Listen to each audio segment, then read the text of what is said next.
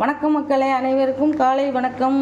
இன்றைக்கி நம்ம என்ன பார்க்க போகிறோன்னா, வீட்டிலையே பன்னீர் எப்படி செய்யுதுன்னு பார்க்க போகிறோம். இப்போ வந்து நான் ஆவின் பால், க்ரீன் பால் வந்து 2 பாக்கெட் எடுத்து வச்சுருக்கேன். 1/2 லிட்டரு 2 1 லிட்டரு. இதை எப்படி பிரித்து ஊற்றி எப்படி காய்ச்சறதுன்னு பார்க்கலாம். இப்போ பாருங்கள், நான் 1 லிட்டர் பாலையும் பிரித்து ஊற்றி தண்ணியே ஊற்றாமல் திக்காக அந்த மாதிரி காய்ச்சி வச்சுருக்கேன். தண்ணி ஊற்றக்கூடாது, ரவை தண்ணி கூட ஊற்றக்கூடாது. பால் அப்படியே திக்காக இந்த மாதிரி காய்ச்சி வச்சுக்கணும். காய்ச்சி வச்சுட்டு இதில் நான் என்ன பண்ணுறேன், 1 லிட்டருக்கு ஒரு 100 கிராம் தயிரை ஊற்றுறேன். அதில் சூடான பால்லையே தயிரை ஊற்றுறேன்.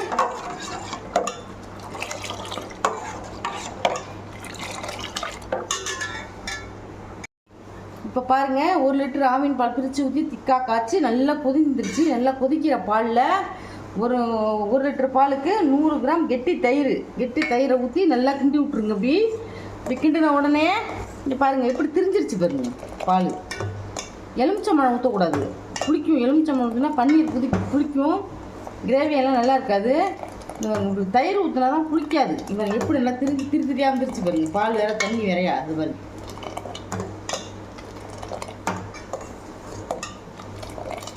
இவன் எப்படி திரிஞ்சிருச்சு பாருங்க.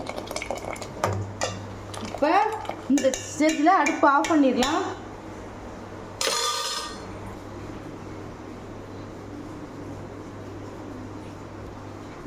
இப்போ பாருங்கள், இப்போ காய்ச்சின அந்த பன்னீர் பாலை இப்போ ஒரு பாத்திரத்தில் வெள்ளை காட்டன் துணி போட்டு அதை இதில் ஊற்றிடணும்.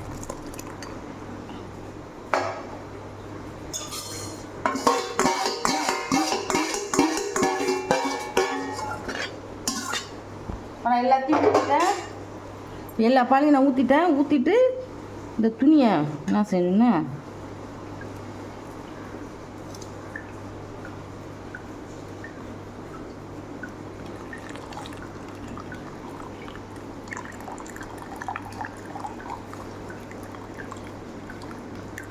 சூட்டோடையே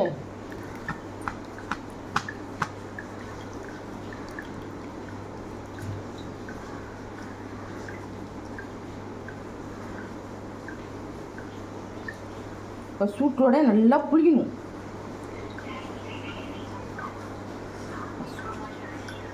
இப்போ கொஞ்ச நாள் ஆறட்டும்.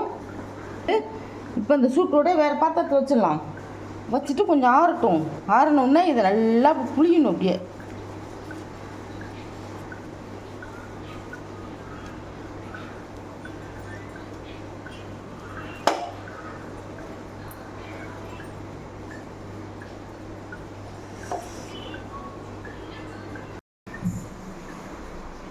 இந்த மாதிரி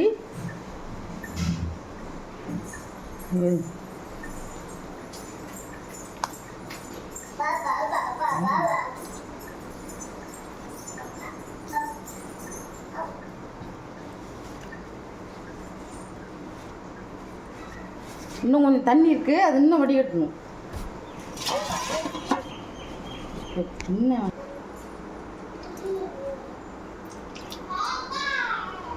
ஆனால் சூடாக தான் இருக்கும், நல்லா வடிகட்டணும். இந்த மாதிரி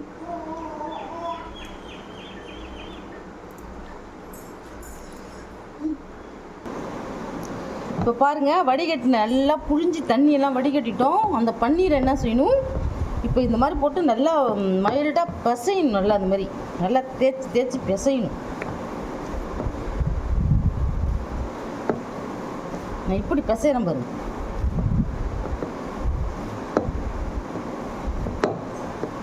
இந்த மாதிரி நல்லா பிசையணும். அப்போ தான் நமக்கு வந்து கடையில் வாங்குகிற பன்னீர் மாதிரியே கிடைக்கும். இல்லைன்னா திரியாக இருக்கும். நல்லா அழுத்தி இது மாதிரி பிசையணும். கட்டியில் அந்த திரியாக இல்லாத பிசையணும்.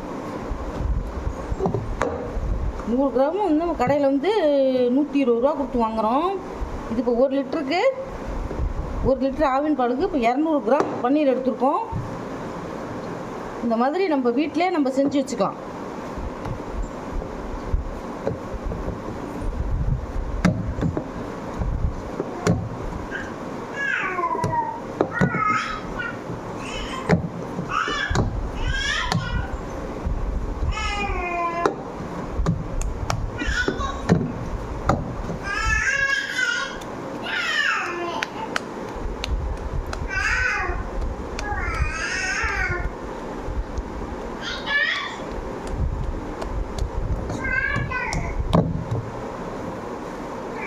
இன்னும் பிசையும். நல்லா ஒரு அரை மணி நேரம் நல்லா பசியும். நல்லா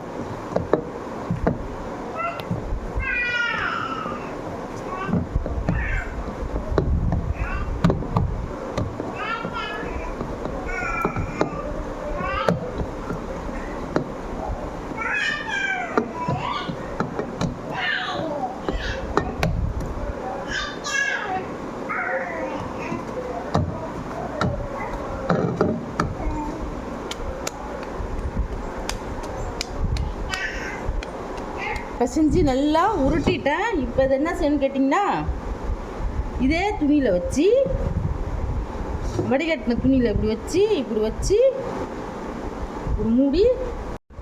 இப்போ பாருங்கள், உருட்டி இந்த பன்னீரை அந்த காட்டன் துணியில் வச்சோம் இல்லையா, அதை இப்போ என்ன செய்யணும், இந்த மாதிரி அப்பள கொழுவியால்